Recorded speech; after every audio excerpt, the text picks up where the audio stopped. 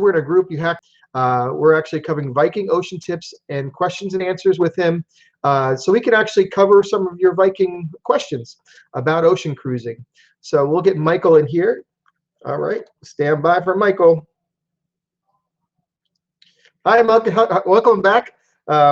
We've had some different technical issues today. I guess I have to turn the audio. Let me make sure yours is on too, because we had that video going. I think we're good to go now. How are you today? Good, thanks. How are you? Thanks again we're getting spoiled having you here every day. It's regularly. We really, really appreciate it, because it's not too often we have such groups can actually have the luxury of having someone with such a wealth of information. Can you tell me about your business and how long, the people that, if maybe this might be their first time they've actually seen us live, can you tell us about yourself and your business and how long you've been selling travel, and how you became Viking's top global producer?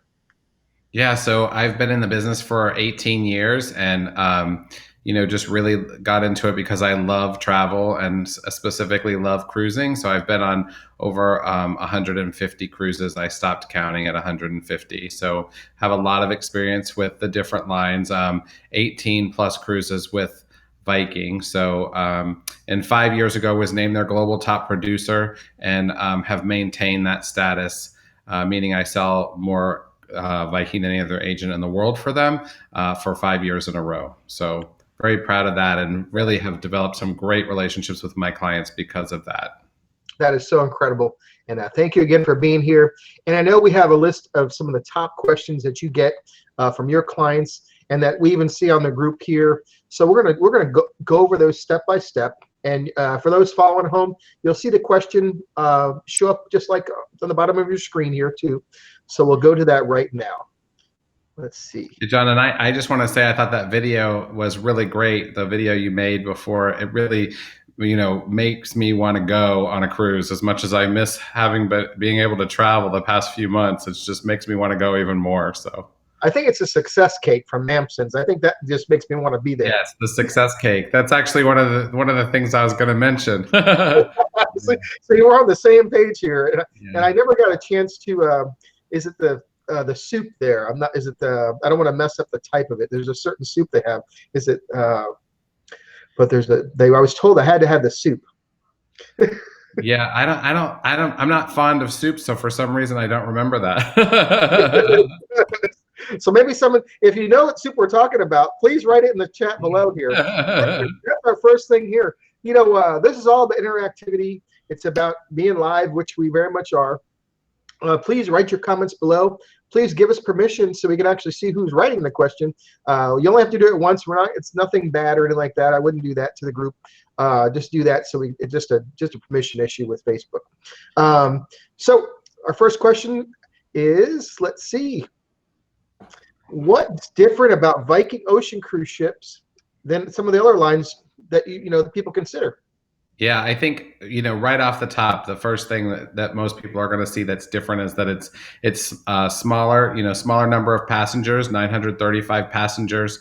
So, it's what we would consider to be a mid-sized ship, or, some people would say small ship would be smaller than that. So, but anything less than 1,000, I think, is a really feasible number of guests to travel with, especially since Viking doesn't have any casinos or any children's programs, and all of that space that would normally be dedicated to those types of services are actually dedicated to public space. So there's an immense amount of public space on the Viking ships that really allows the guests to feel like it's their own floating, penthouse. It's the ships are just beautiful.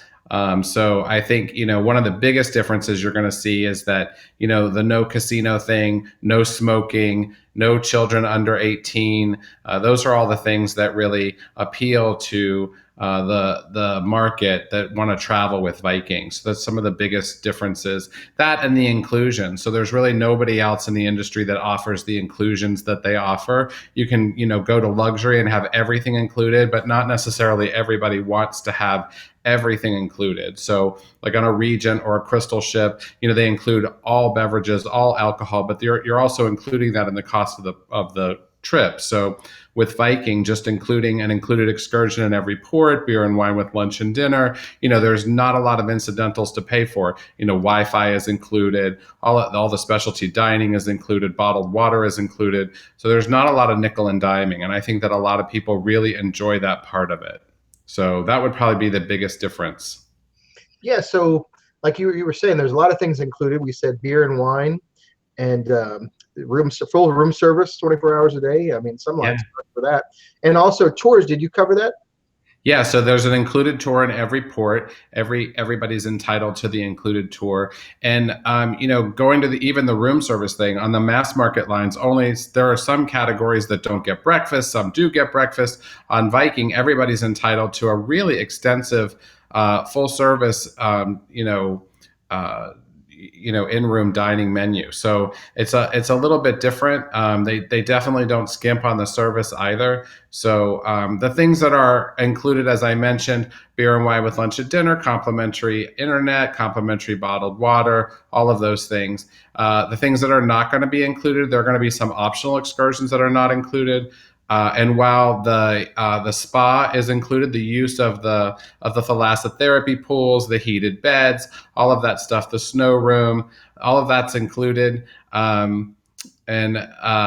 the spa treatments are not included, obviously. So where most cruise lines do charge for access to the spa amenities, Viking does not charge for them at all. The only thing you would pay for are treatments, things like that. So you have the gratuities that you have to pay, the spa treatments, optional excursions, and any beverages that are outside of what's included with the beer, lunch, soda, bottled water that's included, that type of thing. So yeah, but very inclusive. It really, I think, provides a lot of value for people who take the air package with Viking. It includes all the transfers. So really, there's not a lot to pay for outside of the ticket price that you're paying for the trip.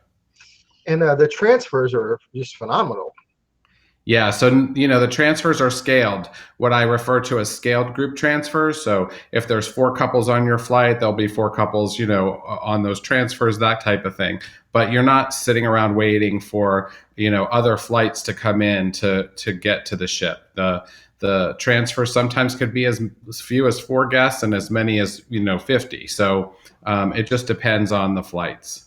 I was wondering about that. I actually asked because I didn't know if I was special because one time I got picked up in a Lincoln, and another time I got picked up in a Mercedes van, and another time I got picked up in a big, huge Viking bus. Yeah. So it's pretty scaled because I guess if you book a strange flight, you might get treated like a king. Yeah, absolutely. So, and the owner suite, by the way, comes with private transfers, just for the record. So, but that's a question people want to know because you just don't know. But also the specialty restaurants are included, aren't they? Yeah, so all the specialty restaurants are included. There are 2, Manfredi's, which is the Italian-inspired steakhouse, and then Chef's Table, which has a rotating menu. It's a tasting menu that rotates. It's the menu changes every 3 days on board the ship. So very nice options. Also, no charge. There's no set time for people to go. They make reservations. It's a really, really nice experience. So one of my favorite items on the menu in Manfredi's is their ribeye. It's one of the best ribeye steaks I've had, especially on a cruise ship. So, all right. So we're gonna move on to our next question here. It's gonna be. It says, I know the cabins vary in size and location, but what else do I need to know about the Vikings cabin categories on the ocean ships? Yeah, so not only do the ships vary by location and size, as you said, but they also vary by inclusion. So based on the category booked, we mentioned a little while ago that the shore excursions there's an included excursion in every port. And those excursions are open to the guests to book based on the category that they are in. So the lower category cabins get access to scheduling their excursions later in the process. So the higher category you book, if you're in a suite, then you have access to the excursions earlier than the people do in the penthouse verandas, and the penthouse verandas have access to them 7 days before the guests in the deluxe verandas, and so on. So that's a really important point to understand, because on certain itineraries like the Baltic, the Mediterranean, those types of things where the excursions are going to be very popular. Both the included and optional excursions are going to open to you based on the category that you've purchased. So the earlier you if you want earlier access to the excursions, in other words, getting the times that you want, you need to book a higher category. And the reason why I mention that is because not all 935 passengers are going to go on, the same excursion at the same time. It's going to be offered at 8:30, then at 9 o'clock, and then 9:30. And you may end up, if you're one of the last people, getting your excursion at 11:45, which means that you won't have the opportunity to do an optional excursion later in the day or go off and explore on your own. So that really can impact the experience. I typically recommend that my guests take the minimum of the deluxe veranda simply because of that, so that they have access to the excursions. Because if the guest books the day they open to them, most likely they will get something exactly what they wanted or very close to what they wanted. Okay, that's great information there. Some of the other things I just want to mention, each category also has a different embarkation time. So your stateroom is available to you based on the category that you booked. Again, the suites are available at 11 a.m. The penthouse verandas are available at 12 o'clock, and so on. So it just depends on what category you're in when on the day of embarkation, what time your cabin is available.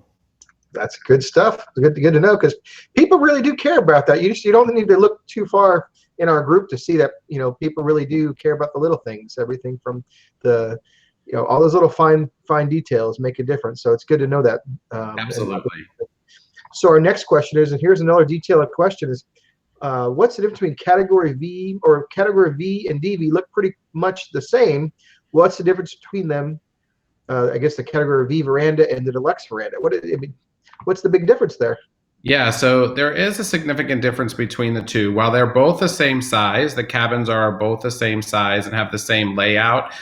They do vary by location. The veranda cabins are usually on deck 3, forward and aft, and then the deluxe verandas start midship on 3 and move up in the deck plan. But the most significant difference is going to be, again, the difference in the dates of being able to book the excursion. So deluxe veranda gets to book 7 days earlier than the veranda. That also goes for specialty dining. So in the same respect, the specialty dining reservations open to the guests based on the category that they booked. Deluxe veranda gets to book them before the guest boards the ship. The veranda cabins, the lower two categories of veranda, they are unable to book specialty dining until they get on board the ship. So they do not get access to pre-reservations for specialty dining.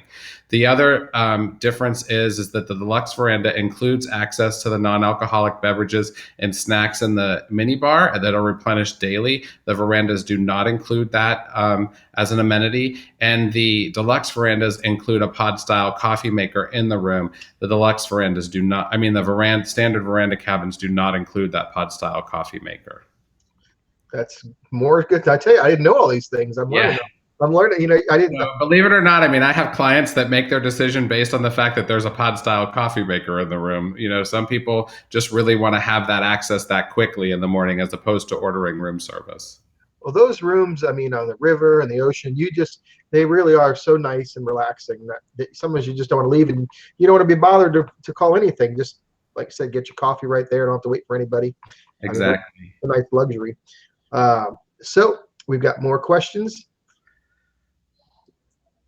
It says, I have heard people mention optional excursions, but I thought excursions were included.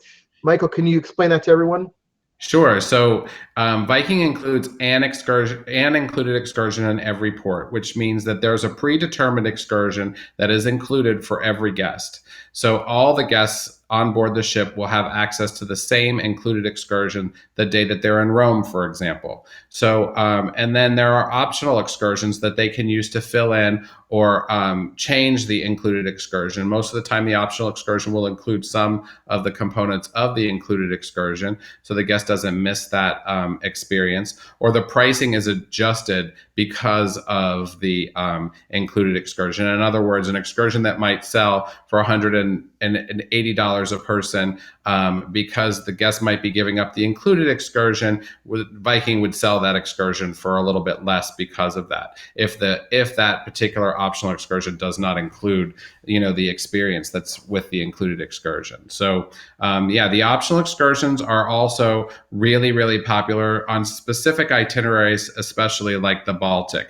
Many people ask me, and a lot of people that are on these boards probably already know this, but, for instance, a visit to Russia on the Viking homelands itinerary is not going to require, while Russia always requires a visa, as long as you're with a licensed tour guide, a visa is not required on the Viking Homelands tour. So the excursions that are offered through Viking, the optional excursions, are usually really, really popular on that itinerary because the guest knows they have to be with a licensed tour guide. And that is a very easy way to be with a licensed tour guide all day long, is to book them through the cruise line. So a lot of times an itinerary such as that are itineraries where the guest may not be as familiar as they would be like in the Caribbean. The excursions are going to be more popular, the optional excursions, for guests to book than they would be, for example, in the Caribbean. So I know you've traveled a lot with Viking. Can you just tantalize us with a little bit of, so what are some of the most popular optional excursions? Because, they're all, all the excursions are great, but can you tell us about some of the really amazing must-book optional excursions that you steer your clients to? Yeah, so I totally recommend, talking about the Baltic, I'll use that as an example. In Russia, they offer a 2-day excursion, a package. I highly recommend that. It makes it a lot easier for the guests not to have to go and come back to the ship and go on the next excursion and come back to the ship and so on and so forth. So things like that, I think, are really important to look at. But, the guest excursion experience is really a personal thing. Some people are going to like kayaking. Some people are going to like, active excursions. Some people are going to want to go visit churches and museums and that kind of thing. And it's something that an agent like me would be able to help them determine what the best thing is that they want to do. And somebody that has experience helping guests book that kind of thing is going to be able to give the guest feedback on what their clients have had, on those particular excursions. This is a really popular question that I get.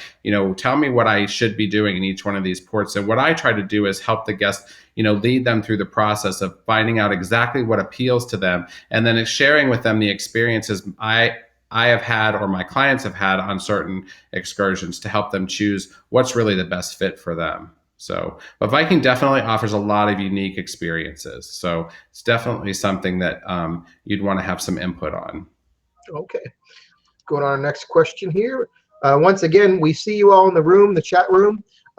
Please give us permission with that little link there. Follow that one link we put into the description. And also let us know that you're here. Say hello. Give us a like, thumbs up, all that stuff.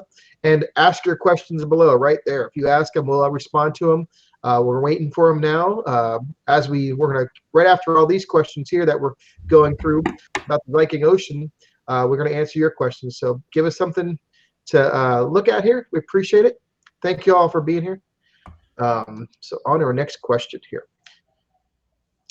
Oh, let's see. I think I jumped ahead. Let's see. I think I did that already. Yep, we got that. Yep.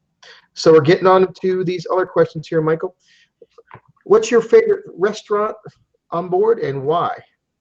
Yeah, I'm Italian, so I really love Manfredi's. It's one of my favorite restaurants on any cruise ship, to be honest with you. So, very interesting story. The owner of Viking, Tor Hagen, he named the restaurant after his friend who is Italian, who actually is an owner with Silversea. And he and Manfredi are very good friends. And so he named the restaurant after him. So it's really, the experience and the menu is just very extensive. You could eat there 3 or 4 times and never have the same thing. So it's a really great experience. And the same is true of the chef's table. That menu, that rotating menu, allows you to eat there many times on one sailing and not have the same experience twice. So really, the specialty restaurants are outstanding. Oh, yeah. So we're going to go on to our next question here.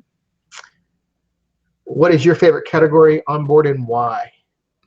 So I'm very partial to the Penthouse Junior Suite. I think it's a really great category. I love the size of it. So most of the time when I'm traveling, I have to work. So being able to, pull that curtain closed and have that separate space to be able to work is really, really helpful to me.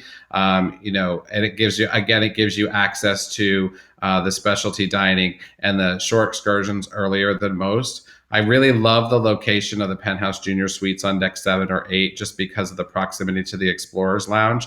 And of course, the proximity of those cabins to Mamson's, which lets us go and experience the success cake we talked about earlier. So, yeah. But the size of the cabin is just really, really well laid out. It feels like a small apartment. So I really love that. Second category, I think that would be my favorite is the penthouse veranda, just because just that little bit of extra space is just really, really well utilized in that space. So, The chairman's suite is a little closer to Mamson's there. yeah, the owner suite is definitely closer to Mamson's for sure. So, yeah. Okay. Haven't said ask your questions below. We're waiting for your questions. We've got a comment here. It says they said they're watching, Michael. Hello. So, like I said, thank you all for joining us. Please give us a thumbs up, like everything. If you have any questions about anything Viking, please ask now. We'd love to see your comments. This is going to be recorded. Please write your comments below in the message, and we'll get back to you as you comment. And I know we've also got some more things here. I mean, a lot of people wonder how to book, how to ensure they get the best deal. What are the current Viking Ocean promotions out there, Michael? Yeah, so the current promotions that expire June 30th, I just need to say that because somebody that might view this after that date, there's an onboard credit promo between $250 and $750 per person onboard credit, so up to $1,500 per couple onboard credit on the Ocean product, and of course that onboard credit is determined by category and length of sailing. So not everybody will be eligible for the 1,500, but we also have an onboard credit offer that is combinable with that offer. One of the biggest things that is offered right now is that risk-free cancellation that we've spoken about before. The guest can book, anybody who books before June 30 or is already booked before June 30 will be eligible for the risk-free cancellation, which allows the guest to cancel the booking up to 24 hours prior to departure and get a full 100% voucher for a future trip with Viking. So the guest has the flexibility of being able to cancel up to the day before their departure and get the full value of their trip in the form of a future cruise credit with Viking that's good for 2 years. So that risk-free cancellation really adds a lot of flexibility. And then the third offering is currently they have a double pass guest offer that is also being offered right now. Instead of $100 per person pass guest for guests that are outside of a year of their last sailing, they would get $200, and for guests that have sailed within the past year, they would get $400 off per person. So those really are the three strongest offers currently, and all, of course, are combinable with our onboard credit offer that we offer as well. Excellent. So how do you, we'll get this here.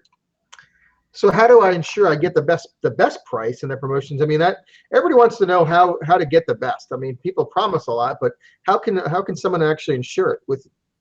Yeah, and this is a question that I get a lot. I mean, honestly, it really is to work with an experienced agent. So again, I've said this many times before on these videos. If somebody's working with an experienced agent that they really enjoy working with, that agent is your advocate, and they should, be able to get those prices for you and the best promotions and all of that. I'm very lucky that many people have chosen to work with me, and I certainly would never disparage the relationship that a guest has with their current agent. Those relationships that we build with our clients are things we work for every day. So if the viewer has a great relationship with their agent, I would never want to disparage that or take away from that. So I totally encourage them to work with an experienced agent, somebody that they're comfortable with, and that will provide them with the knowledge and information they need to make the right choice for the value for their vacation. So if someone wants to contact you, Michael, how would they go about doing that?